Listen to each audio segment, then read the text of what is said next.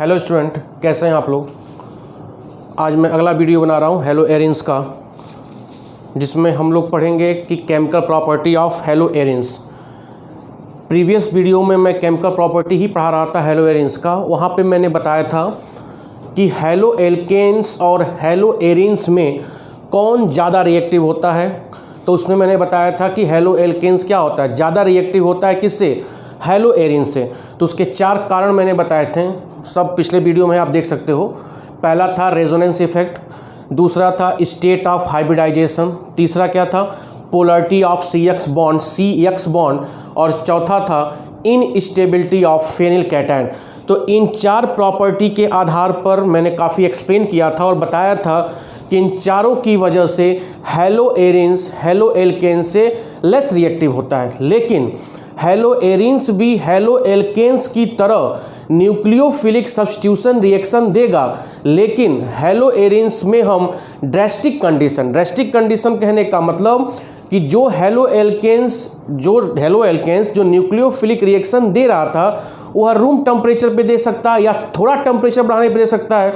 लेकिन hello arenes जो है वह जो न्यूक्लियोफिलिक सब्स्टिट्यूशन रिएक्शन देगा, यहाँ पे हमको टेम्परेचर ज़्यादा करना पड़ेगा। क्यों ज़्यादा करना पड़ेगा, या फिर प्रेशर, एटमॉस्फेरिक प्रेशर भी क्या होगा, ज़्यादा करना पड़ेगा। क्यों ज़्यादा करना पड़ेगा, क्योंकि हेलो एरिन्स क्या हो रहा है, लेस रिएक्टिव हो रहा है किसकी तुलना में, हेलो एल्केन्स की तुलना में। क्लियर हो रहा है। तो हेलो एरिन्स भी 4 प्रकार का रिएक्शन देता है, मैं लिख रहा हूं। जो hello arenes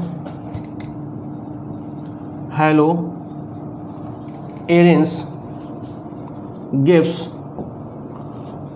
4 types of reaction. Haloarenes gives 4 types of reaction like haloalkanes. First one is, एक को मैं डिस्क्राइब करूंगा।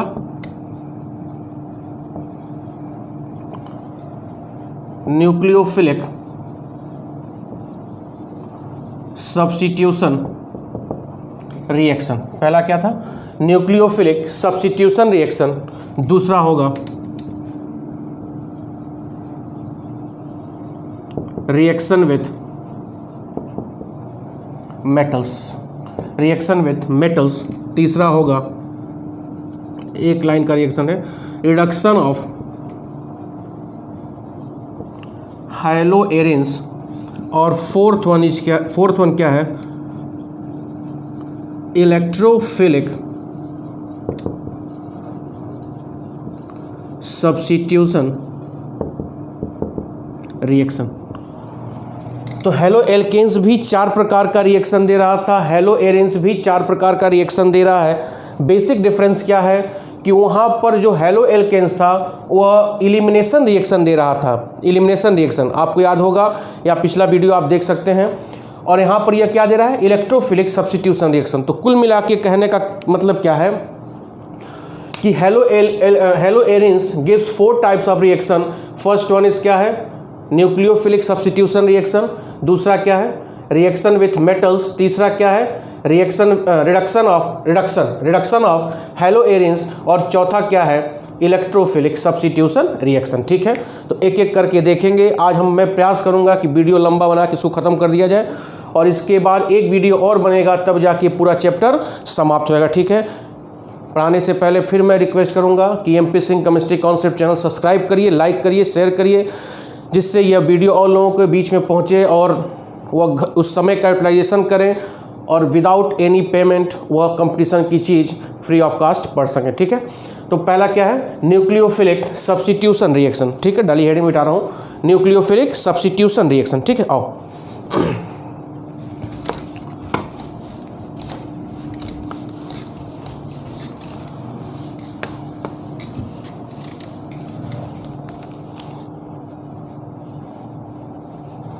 तो पहला रिएक्शन होगा, हेडिंग न्यूक्लियोफिलिक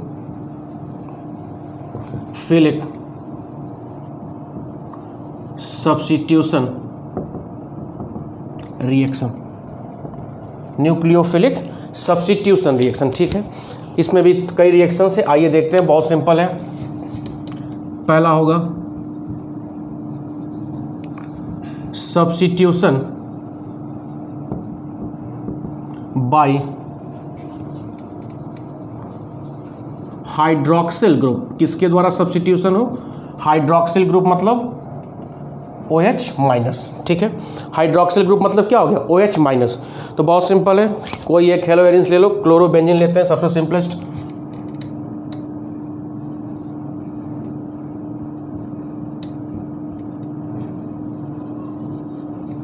क्लोरोबेंजीन, इसका रिएक्शन कराएंगे 6 से 8% NaOH 300 केल्विन टेम्परेचर कितना ज़्यादा है, और 300 kelvin temperature and 60 ATM pressure, 60 ATM pressure. तो क्या बन जाएगा, यहाँ बनेगा ONA, क्या बन जाएगा ONA, इसका नाम है सोडियम फिनॉक्साइड। क्या नाम है इसका, सोडियम फिनॉक्साइड। और इस सोडियम फिनॉक्साइड का रिएक्शन हम कराएंगे डाइल्यूट HCl, तो HCl से यहाँ से Cl और यहाँ से क्या निकल जाएगा NaCl, और यहाँ पर क्या बन जाएगा OH। तो ये क्या हो गया, फिनॉल। समझ में आ रहा है। तो क्लोरोबेंजीन का रिएक्शन हम 6 से 8% NaOH से कराते हैं। यहाँ टेम्परेचर 600 होगा केल्विन, 600 केल्विन टेम्परेचर और 300 ATM प्रेशर, ठीक है। तो क्लोरोबेंजीन का रिएक्शन हम 6 से 8% NaOH से कराते हैं, तो क्या बनता है सोडियम फिनॉक्साइड, और इसका फिर हम डाइल्यूट HCl से रिएक्शन कराते हैं तो क्या बन जाता है फिनॉल। तो दिस मेथड, बोर्ड में पूछता है, this method is used for preparation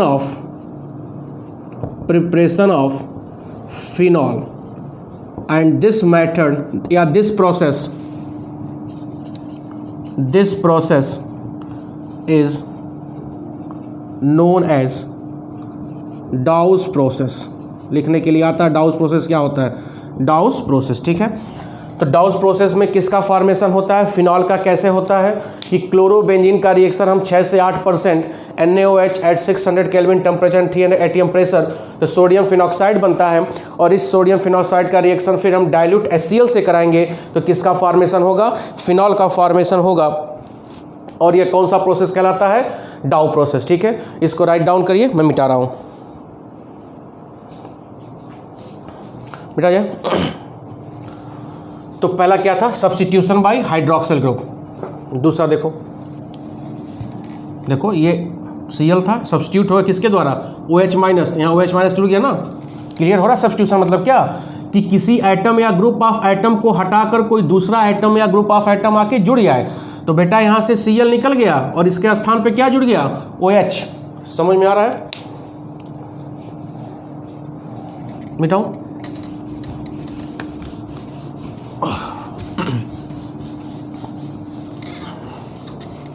अभी न्यूक्लियोफिलिक ही चल रहा है, इसको मिटा दो हेडिंग। दूसरा रिएक्शन देखो, substitution bye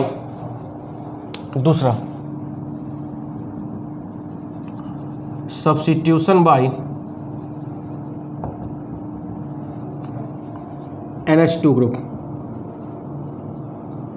substitution by NH2 group, amine group के द्वारा, ठीक है। बहुत सिंपल है, क्लोरोबेंजीन ले लो, 2 मॉलिक्यूल Cl प्लस NH3 ले लो, क्या ले लो NH3, और यहाँ पर लेंगे क्यूप्रस ऑक्साइड Cu2O। यह काम करेगा कैटलिस्ट की तरह, किसकी तरह, कैटलिस्ट। यहाँ पे आप ले लीजिए, टेम्परेचर है और 60 ATM प्रेशर, ठीक है। 475 केल्विन टेम्परेचर और 60 ATM प्रेशर। तो डायरेक्टली आपको कुछ नहीं करना है, यहाँ पर NH2 जोड़ देना है, 2 मॉलिक्यूल हो जाएगा, और Cu2Cl2 और प्लस H2O, क्यूप्रस क्लोराइड, इसका नाम हो जाएगा एनिलीन, ठीक है। तो क्लोरोबेंजीन का रिएक्शन जब आप अमोनिया से कराओगे तो किसका फॉर्मेशन होगा, एनिलीन का। सवाल देखो बन सकता है, क्या सवाल बन सकता है, मैं यहाँ लिख भी दे रहा हूँ, 2 सवाल बनाऊंगा, ठीक है। कन्वर्ट, सब बोर्ड में पूछा हुआ सवाल है, कन्वर्ट बेंजीन इनटू फिनॉल। बहुत से प्रोसेस हैं लेकिन आपको यहाँ दिखा दे रहा हूँ मैं। और दूसरा क्या है, convert benzene into aniline, benzene into aniline. तो उठाओ पहला आंसर देखो, बेंजीन को कन्वर्ट करना फिनॉल में, तो आप बेंजीन ले लो बेटा। फिर मैंने बताया था इलेक्ट्रोफिलिक सब्स्टिट्यूशन रिएक्शन, याद आ रहा है, FeCl3 एनहाइड्रस लेते थे, आप पिछला वीडियो देखिएगा। तो इसका रिएक्शन हम करा रहे हैं Cl2, यहाँ पर हम क्या ले रहे हैं, एनहाइड्रस FeCl3, तो क्या जुड़ जा रहा था, Cl जुड़ गया, ठीक है। और फिर अभी डाउ प्रोसेस बताए हैं, इसका ले लो क्या, NaOH, तो क्या बन जाएगा, सोडियम फिनॉक्साइड ONA। इसका रिएक्शन कर, थोड़ा याद रहना चाहिए, प्रैक्टिस से याद होगा, डाइल्यूट HCl, तो फिर क्या बन जाएगा, OH। क्लियर हो रहा है। तो कन्वर्ट बेंजीन इनटू फिनॉल, ठीक है। यह मैं पढ़ा चुका हूँ, मैकेनिज्म सहित बताया हूँ पूरा, इसके प्रीवियस के जस्ट पहले वाले वीडियो में काफ़ी डिटेल बताया हूँ, कैसे ये फॉर्मेशन होता है, कैसे इलेक्ट्रोफाइल जनरेट होगा, कैसे यहाँ पर अटैक करेगा, ठीक है। दूसरा क्या है, कन्वर्ट बेंजीन इनटू एनिलीन, दूसरा भी देख लो, बेंजीन ले लो, यही रिएक्शन है। पहले क्लोरोबेंजीन, सेम यह स्टेप हो जाएगा, क्लोरोबेंजीन आ गया, ठीक है। और सीधे अमोनिया ले लो, बैलेंस करने की कोई आवश्यकता नहीं, अगर देना है 2 ले लो, यहाँ पर Cu2 ले लो और सीधे क्या जोड़ दो, NH2, ठीक है। तो इस तरह के सवाल बोर्ड में आते हैं, बहुत ही सिंपल होते हैं, थोड़ा सा भी ये कठिन नहीं होते हैं। तो 2 रिएक्शन मैंने बता दिया, सब्स्टिट्यूशन बाय NH2 ग्रुप, दूसरा होगा हाइड्रॉक्सिल ग्रुप, दूसरा हो गया सब्स्टिट्यूशन बाय NH2 ग्रुप। अगला देखो सब्स्टिट्यूशन बाय साइनो ग्रुप, ठीक है। इसको मिटा लो, छाप लो पहले, मतलब लिख लो, छाप लो, आदत है क्लास वाली, ठीक है। मिटाऊं। तो इस तरह के सवाल आपको कैसे आएंगे, जब सारे रिएक्शन एक बार आप कॉपी पे देख के लिखोगे वीडियो के माध्यम से, फिर अपना एक रफ में नोट्स तैयार करोगे, तब जाके ये सब डिटेल धीरे धीरे याद होगा, ठीक है। मिटा रहा हूं मैं।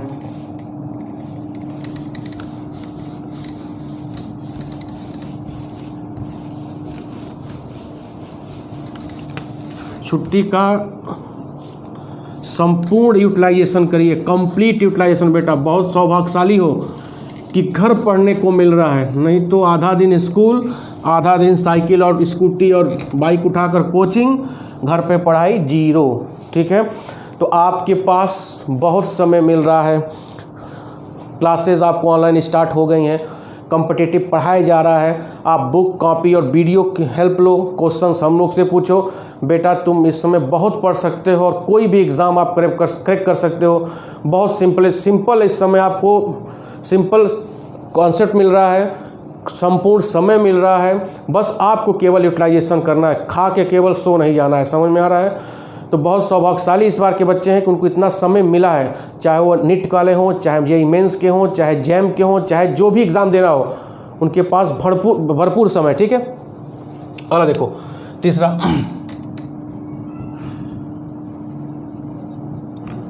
Substitution by cyano group CN, ठीक है। बहुत सिंपल ही सब है यार, कुछ करना ही नहीं है। Cl ले लिए, CuCN 443 kelvin temperature in the presence of pyridine as a reaction medium, ठीक है। कुछ नहीं करना है, यहाँ पे CN जोड़ देना है, यहाँ से Cu और यहाँ से Cl निकल जाएगा, ठीक है। तो यहाँ पर क्या बन गया, साइनो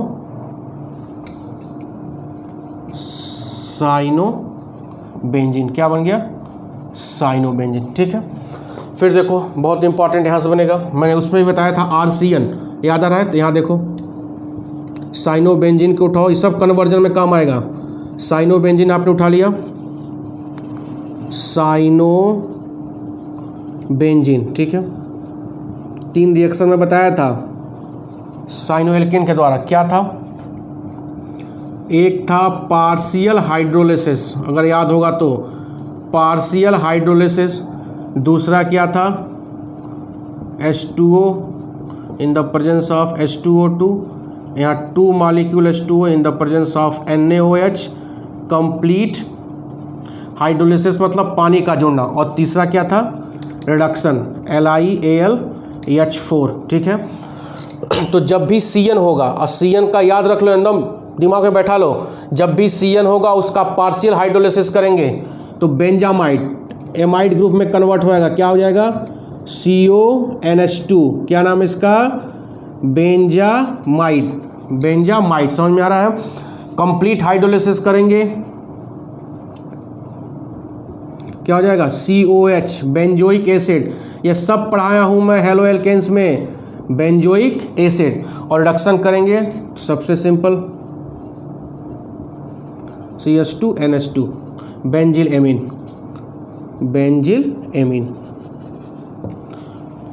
ये बहुत इंपॉर्टेंट है, क्या सवाल पूछ सकता है कि convert benzene into benzoic acid, तो कुछ नहीं करना है, बेंजीन लो, बेंजीन को कन्वर्ट करो, ये बताया हूँ क्लोरोबेंजीन में, क्लोरोबेंजीन का रिएक्शन CuCN से कराओगे तो साइनोबेंजीन बनेगा, साइनोबेंजीन का आप कंप्लीट हाइड्रोलिसिस कराओगे तो क्या बन जाएगा, बेंजोइक एसिड, ठीक है।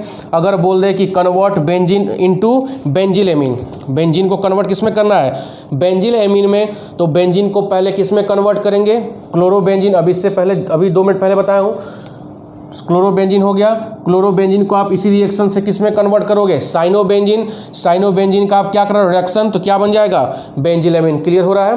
तो यह बेटा सबसे महत्वपूर्ण टॉपिक था आज का, जो आपके बोर्ड में बहुत ही ज़्यादा पूछा जाता है कि convert benzene into benzoic acid, आप उठा के देखिए 20 बार पूछा गया है, convert benzene into benzylamine, convert benzene into benzenamide, ठीक है। तो ये हो गया 3 reaction substitution by cyano group. आइए थोड़ा सा कंपटीशन में चला जाए, इसको छाप लीजिए, मिटा रहा हूं मैं, ठीक है। और देखो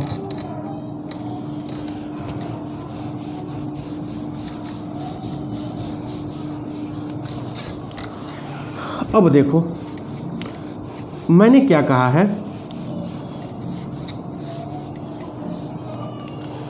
कि haloarenes are less reactive, haloarenes are less reactive than haloalkanes. क्यों, तो 4 कारण तो मैंने बता दिया था, resonance effect, state of hybridization, polarity of CX bond, and last one is instability of phenyl cation, ठीक है। तो फिर मैंने कहा था कि हेलो एरिन्स भी न्यूक्लियोफिलिक सब्स्टिट्यूशन रिएक्शन देता है, लेकिन कंडीशन हमको वहाँ पे क्या करना पड़ता है, ज़्यादा अप्लाई करना पड़ता है, मतलब टेम्परेचर ज़्यादा देना पड़ेगा, प्रेशर ज़्यादा देना पड़ेगा, ठीक है। तो हम एक ऐसा कंडीशन अप्लाई करें कि हम कुछ ऐसा मॉलिक्यूल उस हेलो एरिन्स में या कुछ ऐसे आइटम जोड़ दें कि जिसके वजह से जो वह ड्रेस्टिक कंडीशन था अब वह थोड़ा सा कम हो जाए। मतलब मैं जहाँ 600 केल्विन टेम्परेचर जिस रिएक्शन में दे रहा था, अगर मैं वहाँ पे टेम्परेचर कम कर दूँ, नहीं बात समझ में आ रहा है, कहने का मतलब क्या है, ध्यान से देखिएगा। सबसे इंपॉर्टेंट टॉपिक पढ़ा रहा हूँ, NCERT में क्वेश्चन भी बहुत दिए हैं। जैसे अभी मैं डाउ प्रोसेस लिया था, क्लोरोबेंजीन था, क्लोरोबेंजीन प्लस क्या था यहाँ पे, इसको हम डायरेक्ट में दे रहा हूँ 6 से 8% NaOH, 6 से 8% NaOH, टेम्परेचर कितना अच्छा, 600 केल्विन टेम्परेचर था, 30 ATM प्रेशर था। तो यहाँ पे क्या बन रहा था, ONA, सोडियम फिनॉक्साइड, और इसका रिएक्शन हम करा रहे थे डाइल्यूट HCl से, तो क्या बन जा रहा था, फिनॉल, क्या बन जा रहा था, फिनॉल, ठीक है। तो यहाँ पे हम ड्रेस्टिक कंडीशन लगा रहे हैं, तब जाके न्यूक्लियोफिलिक सब्स्टिट्यूशन रिएक्शन क्या हो रहा है, परफॉर्म हो रहा है। अगर हम क्लोरोबेंजीन में कोई ऐसा एटम या ग्रुप ऑफ एटम जोड़ दें जिसकी वजह से न्यूक्लियोफाइल को वह बहुत तेज़ी से अपनी तरफ क्या करे, अट्रैक्ट करे, नहीं बात समझ में आ रहा है, समझो, देखो क्या कर रहा है। अगर हेडिंग जो होगा थोड़ा सा बता दूं मैं, effect of substituent on haloarenes, effect of substituent on haloarenes. क्या कहना था, ये सिंपल, आप क्लोरोबेंजीन आप हैलोएरिन्स ले लिए। अगर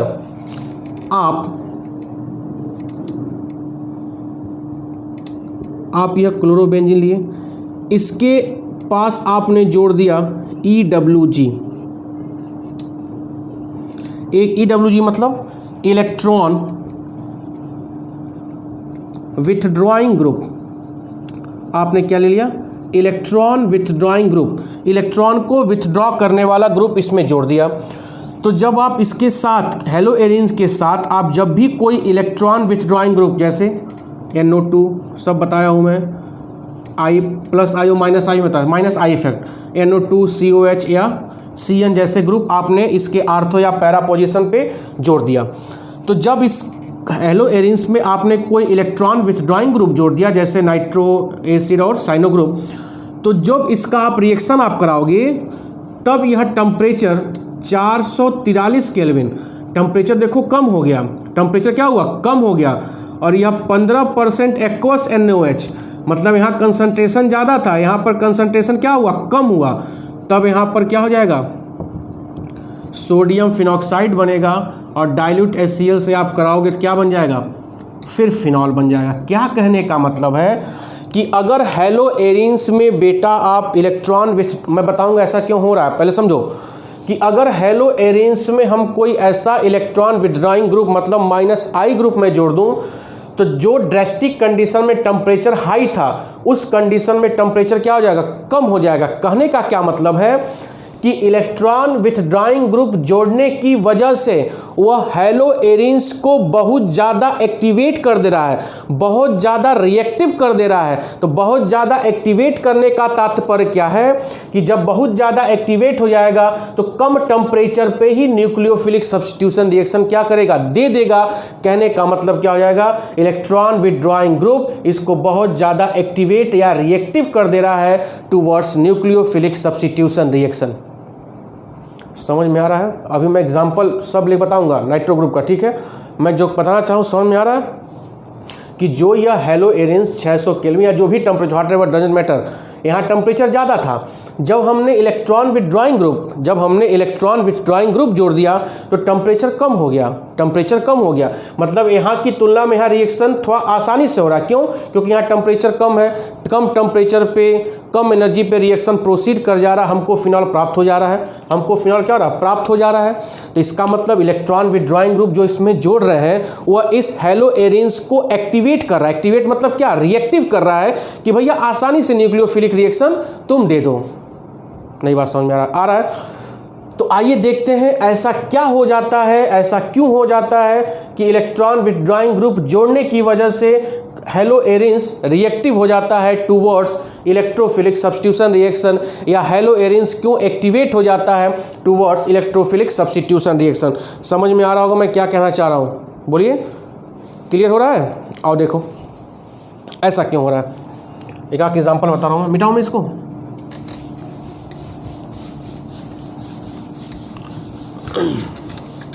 लिख लिए थे ना,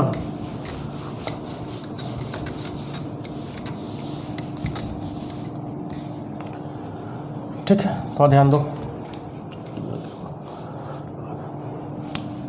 यही डायरेक्ट में कर रहा हूँ, पहले क्लोरोबेंजीन लो, ठीक है। यही मैं ले रहा हूँ NaOH 600 केल्विन और यहीं लिख लो डाइल्यूट HCl, डाइट कर रहा हूँ, ठीक है। तो क्या बन जा रहा था, OH फिनॉल। एक स्टेप मैं गैप कर रहा हूँ, ठीक है। दूसरा देखो Cl, आपने यहाँ क्या जोड़ दिया, NO2 1 2 3 4,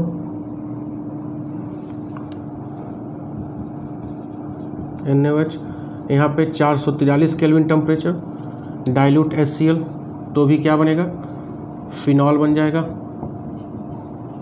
बोलो, बन जाएगा।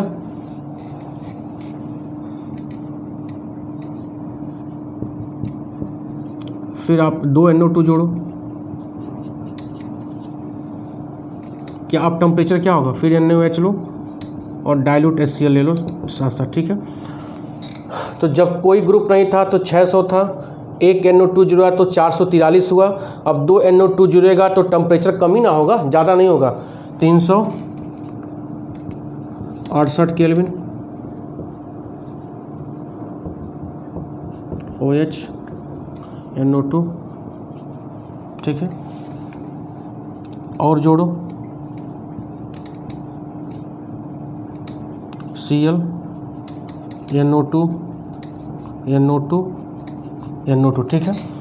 यहाँ पे एक NO2 था तो 443, 2 NO2 हुआ तो 368, 3 होगा तो टेम्परेचर क्या होगा, और कम होगा, NaOH डाइल्यूट HCl, यहाँ पे 333 केल्विन, 333 केल्विन। OH NO2 और NO2, ठीक है। अब यहाँ देखो, यहाँ NO2 छूट गया है, यह हो गया फिनॉल, ठीक है। इसका 1 2 3 4 नाइट्रो फिनॉल, यहाँ पे 1 2 3 2 4 dinitrophenol, 2 4 dinitrophenol नाम होगा। यहाँ पे देखो 1 2 3 4 5 6, यहाँ पे क्या होगा, 2 4 6 ट्राई नाइट्रो फिनॉल, इसी को बोलते हैं पिक्रिक एसिड। क्या बोलते हैं, पिक्रिक एसिड। तो मैं क्या कहना चाहूँ, क्लियर हो रहा है कि बेटा जब हेलो एरिन्स में हम इलेक्ट्रॉन विथड्रॉइंग ग्रुप, जैसे देखो यहाँ पर एक NO2 जुड़ा, ठीक है, तो भी फिनॉल ग्रुप ही बना, मतलब नाइट्रो लगा था, टेम्परेचर 443 हुआ, ठीक है। यहाँ पे 2 NO2 मैंने जुड़ा, टेम्परेचर और कम हुआ, 3 NO2 जुड़ा, टेम्परेचर और कम हुआ। तो क्या कहने का मतलब है कि हेलो एरिन्स में अगर इलेक्ट्रॉन विथड्रॉइंग ग्रुप हम ऐड करते जाएंगे तो जो वह हेलो एरिन्स था वह एक्टिवेट हो जाएगा, रिएक्टिव हो जाएगा, किसकी तरफ, टुवर्ड्स न्यूक्लियोफिलिक सब्स्टिट्यूशन रिएक्शन। और रिएक्शन यहाँ की तुलना में यह थोड़ा आसानी से देगा। क्यों आसानी से देगा, क्योंकि इलेक्ट्रॉन विथड्रॉइंग ग्रुप जुड़ गया और जो रिएक्शन को आसानी से प्रोसीड करा देगा किसकी तरफ, न्यूक्लियोफिलिक सब्स्टिट्यूशन। तो 4 नाइट्रोफिनॉल 2 4 डाई नाइट्रोफिनॉल और यहाँ पे 3 NO2 जुड़ गया, इसी को क्या बोलते हैं, पिक्रिक एसिड, 2 4 6 ट्राई नाइट्रोफिनॉल, ठीक है। अब क्वेश्चन उठता है कि सर ऐसा क्या हो जा रहा है कि NO2 जुड़ने की वजह से रिएक्शन आसानी से प्रोसीड हो जा रहा है। समझ में आ रहा, छापो पहले इसको, तो उसको भी बता रहा हूँ डिटेल, चला जाए। अब देखो बेटा,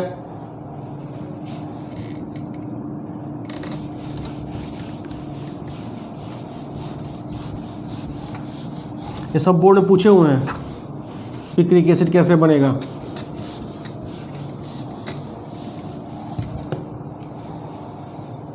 ठीक है, NO2 ग्रुप एट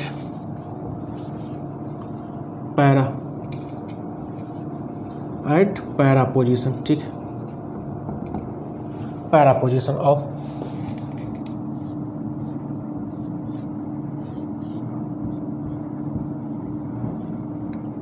N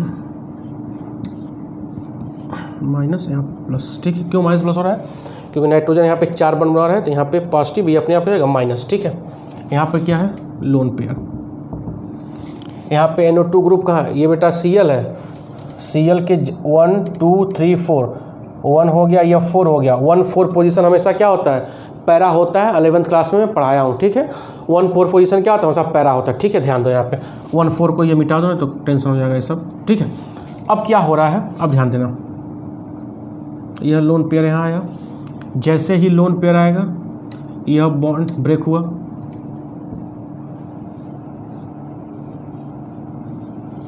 ठीक है। तो यहाँ पर क्या बनेगा, डबल बॉन्ड, यहाँ पे प्लस हो जाएगा यह बॉन्ड, और यहाँ पर ये क्या हो गया माइनस, और यहाँ पे N double bond O minus, यहाँ पे प्लस, ठीक। अगला स्टेप देखो, रेजोनेंस है, ये यहाँ जाएगा यह इस वाले कार्बन पे आएगा,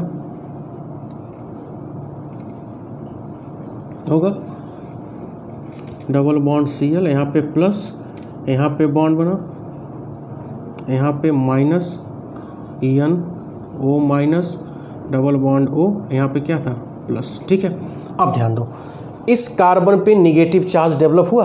अब यह कार्बन का निगेटिव चार्ज इधर शिफ्ट होगा, जैसे यह इधर शिफ्ट होगा, यह कहाँ शिफ्ट हो जाएगा, यहाँ पे शिफ्ट होगा। बोलो, जैसे यहाँ पर यह शिफ्ट होगा, यह तुरंत इस ऑक्सीजन पे आ जाएगा, तो क्या बन जाएगा,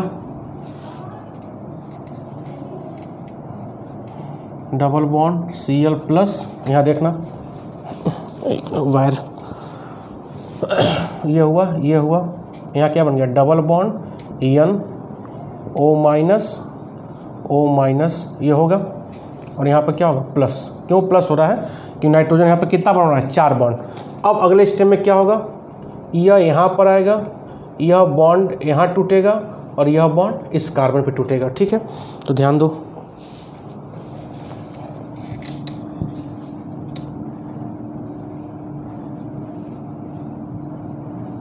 Cl प्लस, यह बॉन्ड बना, यहाँ निगेटिव, यहाँ N double bond O minus. अगला स्टेप, यह यहाँ जाएगा, यह यहाँ जाएगा, फिर वही वाला यह बन गया, देखो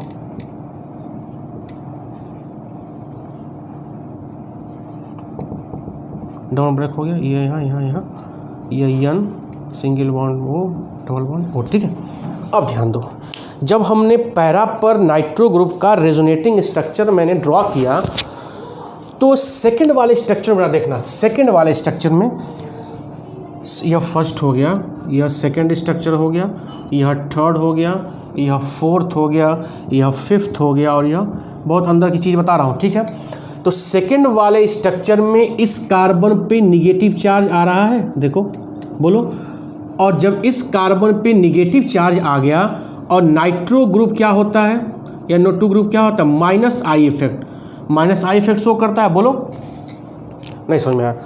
रेजोनेटिंग स्ट्रक्चर आपने ड्रॉ किया, जब आपने रेजोनेटिंग स्ट्रक्चर बेटा ड्रॉ किया, तो सेकेंड और थर्ड स्ट्रक्चर में थोड़ा कंपेयर का, दोनों देखो सेम ही है। इस कार्बन पे निगेटिव चार्ज आ रहा है कि जिस कार्बन पे निगेटिव चार्ज होता है वह कार्बन कार्बे एनायन कहलाता है। क्या कहलाता है, कार्बे एनायन। कार्ब मतलब कार्बन, एनायन मतलब negative charge. Those carbon which bear negative charge is known as carbanion. ठीक है, तो इस कार्बन पे निगेटिव चार्ज आ गया और निगेटिव चार्ज के जस्ट बगल में यह NO2 ग्रुप जुड़ा हुआ है। यह NO2 ग्रुप को मैंने बताया था कि यह माइनस आई इफेक्ट शो करता है। माइनस आई इफेक्ट शो करने का मतलब क्या है, इलेक्ट्रॉन विथड्रॉइंग ग्रुप इलेक्ट्रॉन को विथड्रॉ करेगा, अपनी तरफ खींचेगा। तो जब इलेक्ट्रॉन को विथड्रॉइंग करेगा, मैं लिख रहा हूँ, यह कौन सा ग्रुप है, इलेक्ट्रॉन विथड्रॉइंग ग्रुप अपनी तरफ खींचेगा। तो मैं एक चीज़ बताया था कि charge is inversely proportional to stability. Charge is inversely proportional to stability. ठीक है, अब देखो, तो जब यह NO2 ग्रुप क्या है, माइनस आई है, तो अपनी तरफ ये इलेक्ट्रॉन खींचेगा। तो इलेक्ट्रॉन खींचेगा तो इस निगेटिव चार्ज का अमाउंट क्या होगा, घट जाएगा। निगेटिव चार्ज का अमाउंट क्या होगा, घट जाएगा। तो जब यह चार्ज घटेगा तो यह क्या होगा, स्टेबल हो जाएगा। तो यह मोर क्या हो जाएगा, स्टेबल। नहीं क्लियर हो रहा है, कहने का मतलब क्या हो रहा है, सेकेंड और थर्ड स्ट्रक्चर में देखो, सेकेंड स्ट्रक्चर थर्ड स्ट्रक्चर में रेजोनेंस करने के बाद कार्बन, कोई पूछेगा ऐसा क्यों हो रहा था, कारण क्या होगा, आप इस तरह खींच के बताओगे। आप कहोगे कि सेकेंड और थर्ड स्ट्रक्चर में यहाँ पे ये आया, यहाँ निगेटिव चार्ज आया, निगेटिव चार्ज कार्बन पे आ रहा है, और कार्बन पे जैसे ही निगेटिव चार्ज आ रहा है, this negative charge is stabilize by NO2। क्यों, यह NO2 minus I effect show करेगा। जब बेटा यह माइनस आई इफेक्ट शो करेगा तो इलेक्ट्रॉन की तरफ पुल करेगा, खींचेगा। तो जब खींचेगा तो इस चार्ज का अमाउंट क्या होगा, घट जाएगा। और जब चार्ज का अमाउंट घट जाएगा तो यह मोर स्टेबल हो जाएगा। और जहाँ पे स्टेबिलिटी आती है और रिएक्शन ज़्यादा तेजी से क्या होगा, प्रोसीड होगा। क्लियर हो रहा है। तो पैरा ग्रुप में, पैरा पोजीशन पे जब भी NO2 ग्रुप जोड़ रहे हैं, क्या हो जा रहा है, NO2 ग्रुप पैरा पोजीशन पे जोड़ने से क्या हो रहा है कि निगेटिव चार्ज कार्बन पे आ रहा है और वह कार्बन का निगेटिव चार्ज स्टेबलाइज हो जा रहा है ड्यू टू रेजोनेंस। क्यों ड्यू टू रेजोनेंस, क्योंकि उसके बगल में NO2 ग्रुप जुड़ा है और वह NO2 group minus I effect show करके उसको क्या कर रहा है, स्टेबलाइज कर रहा है। ठीक है, लाइट चली गई है, 2 मिनट ब्रेक दीजिए।